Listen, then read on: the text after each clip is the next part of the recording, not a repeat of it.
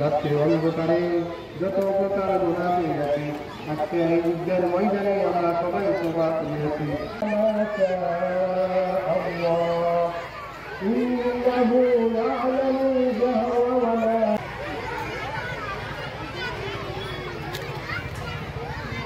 আল্লাহু আকবার।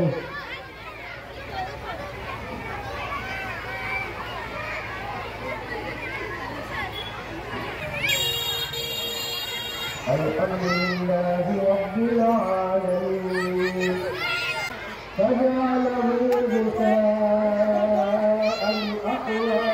গৰৈমাৰী পবিত্ৰ গৰৈমাৰীৰ এক ঐতিহাসিক ঈদগাহ ময়দান সকলোৰে অতি মৰমৰ সকলো ভাইসকলৰ সমগ্ৰ বৃহত্তৰ অঞ্চলৰ সকলোৰে কাৰণে জ্যেষ্ঠসকলে এটা স্মৃতি বিজড়িত অনুষ্ঠান গৰৈমাৰী ঈদগাহত আজি নামাজ আমি সম্পূৰ্ণ কৰিলো। এই ঈদগাহ ময়দানৰ পৰা সমগ্ৰ অসমবাসী ৰাইজলৈ আমাৰ অসমৰ মানুহ আমাৰ অসমৰ ভাই সাহাবসকল ভাৰতবৰ্ষ আৰু পৃথিৱীৰ য'তেই আছে প্ৰত্যেকলৈ পবিত্ৰ ঈদ উল ফিতৰৰ শুভেচ্ছা জ্ঞাপন কৰিছো। ইছলাম ধৰ্মীসকলে পবিত্ৰ ৰমজানৰ ৰোজা 30টা ৰোজা ৰখাৰ অন্তত চবে কদৰৰ অন্তত আজি পবিত্ৰ ঈদ উল ফিতৰৰ নামাজ আদায় কৰিলে।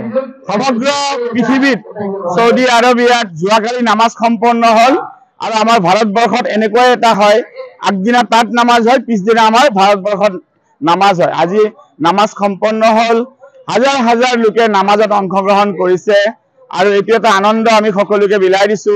আমি যাতে প্যাৰে হাবিব মোহাম্মদ মুস্তাফা সাল্লাল্লাহু আলাইহি ওয়াসাল্লামে আল কুৰআন তেখেতৰ সময়ত নাজিল হৈছিলে আল্লাহৰ তৰফৰ পৰা আৰু প্যাৰে হাবিব মুস্তাফা মোহাম্মদ সাল্লাল্লাহু আলাইহি ওয়াসাল্লামৰ যিসমূহ হাদিস আছে সকলোৱে ভাতৃত্ববোধৰ কথা কয়, ইছলামে মিলা প্ৰীতিৰ কথা কয়, শান্তিৰে থকাৰ কথা কয়, কাকো হিংসা নকৰাৰ কথা কয়, গৰীব দুখীয়াক সহায় কৰাৰ কথা কয়, যাৰ কাৰণে জাকাত প্ৰচলন ফিতৰা প্ৰচলন। জাকাত এইকাৰণে দিব লাগে মানুহৰ আয় যিটো অংশ আছে তাৰ পৰা এটা অংশ উলিয়াই জাকাত দিব লাগে, গৰীব মিসকিনে যাতে দুবেলা দুমুঠি খাব পাৰে। ফিতৰা প্ৰত্যেকৰ ওপৰত ফিতৰাটো দিব লাগে। আজি সকলো লৈ ঈদ উল ফিতৰৰ নামাজ আৰু এই পবিত্ৰ নামাজৰ পৰা আকৌ এবাৰ এই অঞ্চলৰ পৰা সমগ্ৰ ছয়গাঁওবাসী বনগাঁওবাসী গৰৈমাৰী পূব চমৰীয়া চোনতলী নগৰবেৰা বিভিন্ন প্ৰান্ত সমগ্ৰ দক্ষিণ কামৰূপ সমগ্ৰ অসম প্ৰত্যেকজন ৰাইজলৈ জাতি ধৰ্মৰ শুভেচ্ছা জনাইছো।